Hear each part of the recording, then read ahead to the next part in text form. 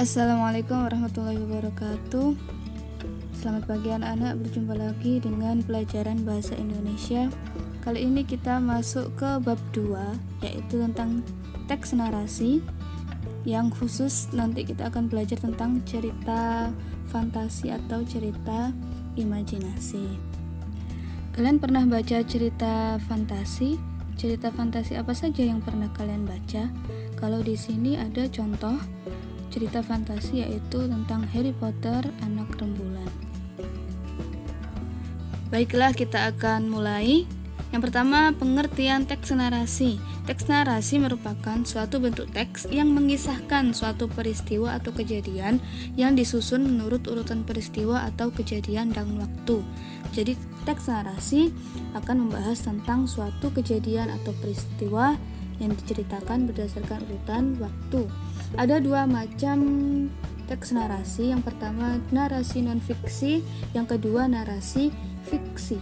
Narasi non-fiksi berarti narasi yang mengisahkan serangkaian peristiwa atau kejadian yang nyata atau benar-benar terjadi.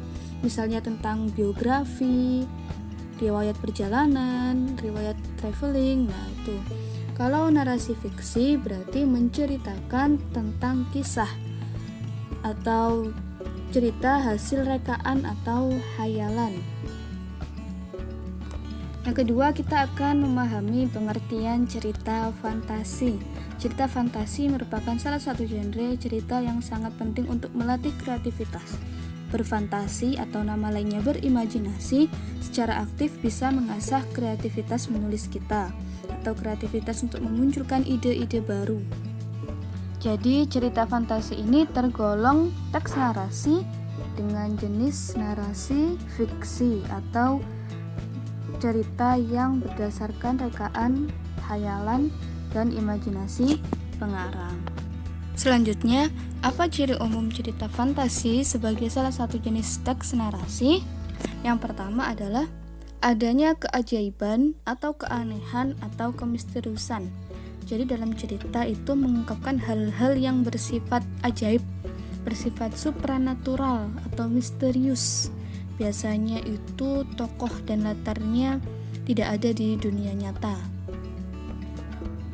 Tema dalam cerita fantasi biasanya tentang magic atau sihir, kemudian tentang supernatural atau tentang sesuatu yang ajaib, yang gaib, atau tentang futuristik, yaitu tentang masa depan. Yang kedua adalah ide cerita terbuka terhadap daya hayal penulis. Jadi penulis bebas berhayal, berimajinasi tentang cerita yang akan ia tulis. Jadi bisa tentang sesuatu yang nyata, sesuatu yang tidak nyata, bisa gabungan dari keduanya. Misalnya tentang alien, tentang sihir, perpaduan antara masa lalu dan masa depan, ya, bebas sesuai dengan daya hayal penulis. Yang ketiga yaitu menggunakan berbagai latar. Latar di sini adalah latar tempat, waktu. Jadi kalau cerita fantasi itu latarnya bisa lintas. Maksudnya adalah melintasi ruang dan waktu yang berbeda. Misalnya dari masa lalu ke masa depan, atau dari ruang yang ada di bumi ke ruang di luar angkasa.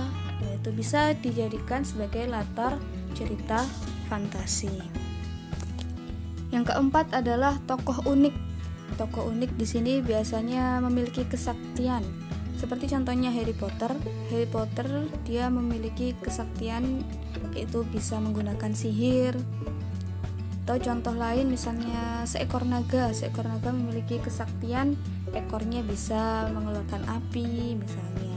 Jadi tokoh yang digunakan dalam cerita fantasi bersifat unik. Bisa dari karakternya, kesaktiannya, bisa juga dari namanya. Bisa digunakan nama-nama unik yang jarang digunakan dalam sebuah cerita. Ciri yang kelima adalah bersifat fiksi. Fiksi berarti tidak nyata. Jadi apa yang diceritakan dalam cerita fantasi tidak nyata atau hanya rekaan dari penulis. Ciri yang keenam atau yang terakhir adalah dari segi bahasanya. Bahasa yang digunakan dalam cerita fantasi bersifat variatif. Jadi tidak hanya satu ragam cerita, bisa gabungan antara bahasa baku, bahasa daerah, bisa digabung, dicampur jadi satu. Kemudian ekspresif. Ekspresif berarti mengandung ekspresi, misalnya senang, bahagia, sedih. Selain itu, cerita fantasi juga menggunakan ragam percakapan. Jadi percakapan sehari-hari, bukan menggunakan bahasa formal. Selanjutnya adalah jenis cerita fantasi. Cerita fantasi dibagi menjadi 4. Yang pertama, cerita fantasi total dan cerita fantasi irisan, kemudian cerita fantasi sezaman dan cerita fantasi lintas zaman. Cerita fantasi total berarti cerita yang diangkat murni atau sepenuhnya hayalan atau tidak nyata.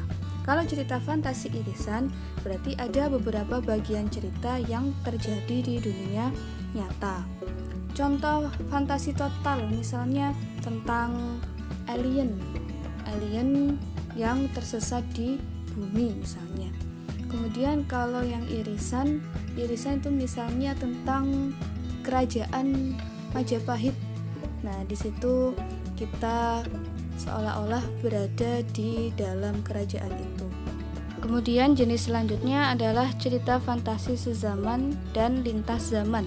Kalau cerita fantasi sezaman berarti waktu terjadinya adalah satu zaman. Misalnya sekarang berarti ya sama-sama zaman sekarang. Kalau masa lalu berarti hanya di masa lalu. Kalau masa depan berarti hanya di masa depan.